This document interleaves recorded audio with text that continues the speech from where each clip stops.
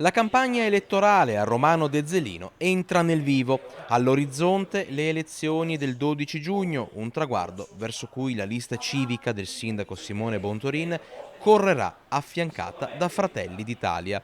Una scelta che andrà certamente a incidere, vedremo in che misura, sugli equilibri elettorali. Ci siamo trovati d'accordo su un percorso condiviso, ma soprattutto su un supporto alla lista civica che presenterò assieme a me tra qualche giorno. La lista civica ha un cuore in comune, quindi si farà forte anche del sostegno e anche dell'apporto di idee che vengono da Fratelli d'Italia. Presenti alla conferenza gli esponenti territoriali e regionali di Fratelli d'Italia che hanno voluto sottolineare piena unità di intenti con l'amministrazione Bontorin. L'amministrazione Bontorin ha fatto bene. Il sindaco si è dimostrato sempre molto equilibrato, ha fatto il bene del proprio territorio e credo che questo si sia visto. Io poi abito vicino al comune di Romano De Zelino, me ne rendo conto in prima persona.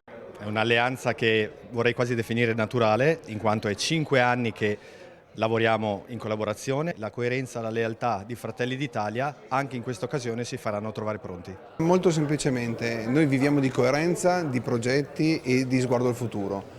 Con questa amministrazione, nonostante fossimo all'opposizione, abbiamo trovato coerenza, progetti e sguardo verso il futuro. E quelli che compongono la lista sanno bene cosa serve a Romano De Zelino. Noi come amministratori regionali possiamo soltanto dare un grande supporto, aprire le porte della regione dove ci sono dei finanziamenti importanti per i prossimi anni per rendere più grande Romano De Zelino.